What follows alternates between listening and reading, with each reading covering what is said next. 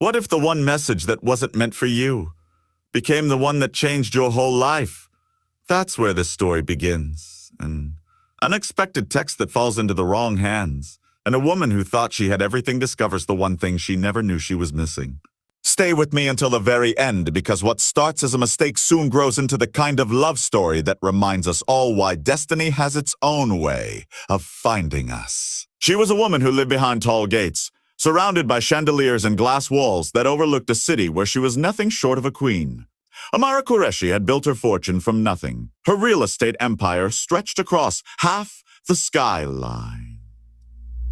People admired her confidence, her flawless style, her determination, but none of them saw the quiet ache in her eyes when the parties ended and the lights went dim. She had luxury, yes, she had power, but love, the kind that holds you even in silence, she had never known. One evening, while sitting in her penthouse scrolling through endless emails and investor pitches, her phone buzzed. The name on the screen was unfamiliar. She opened it, expecting another business proposal.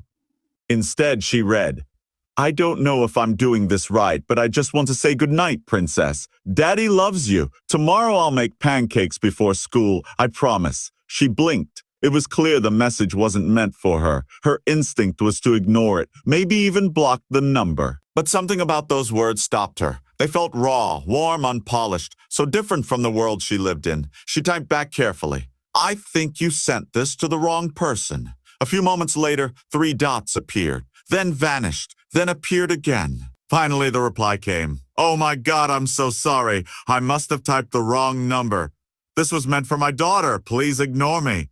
Amara should have moved on, but curiosity tugged at her. Who was this man who sent bedtime promises instead of stock updates? Against her own rules, she replied, "No worries. She's lucky to have a dad like you." That was the beginning. The man's name was Zayan Malik, a mechanic, a single father raising his 6-year-old daughter, Noor, after his wife passed away 2 years ago. He had meant to send that goodnight message to Noor's little tablet, but his tired hand slipped, and fate delivered it to Amara instead.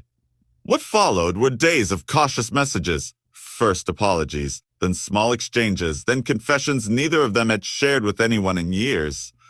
Amara found herself smiling at her phone in ways she hadn't done since she was a teenager. And Zayan, humble and grounded, couldn't believe that a woman like her even wanted to hear his ordinary, messy little stories. But love doesn't ask about status or backgrounds. It only asks for truth.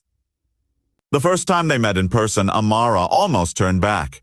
She worried he'd look at her polished appearance and think she was out of reach. But when she saw Noor run into his arms at the park, clinging to his neck as he kissed her forehead, Amara's walls began to crack. She wasn't looking at a man with oil-stained hands. She was looking at someone rich in the one currency she lacked, love. And yet, their journey wasn't simple. Amara's world and Zayan's couldn't have been more different. The tabloids began whispering when they were spotted together. Investors questioned her judgment. And even Zayan's friends told him he was fooling himself to think a millionaire would want a man with nothing to offer but his heart. But every time they met, whether over coffee in his modest apartment or dinner in her glittering mansion, the pull between them only grew stronger. The breaking point came when Amara's board threatened to remove her if she continued her reckless relationship. That night, she sat alone with her glass of wine, her chest heavy with fear. She thought of everything she had built, every dollar, every title, and how little it meant compared to the warmth she felt when Noor called her Auntie Amara. The choice terrified her, but she knew what she wanted. She showed up at Zayan's garage the next morning, her expensive heels clicking against the concrete floor. He looked up, grease smudged on his cheek, and before he could say a word, she whispered, "Zayan, I've been rich in everything but love. And I don't care if I lose everything else. If I have you, I'll be richer than I've ever been." Tears welled in his eyes, but it was Noor who ran up first, hugging Amara's legs with all the innocence of a child who had already chosen her as family. That was the moment Amara realized she hadn't just fallen in love with a man. She found a home. Their love didn't erase the struggles, but it transformed them. Amara began investing in community projects, inspired by Zayan's modest world. Zayan, in return, supported her empire with a kind of loyalty no boardroom could offer.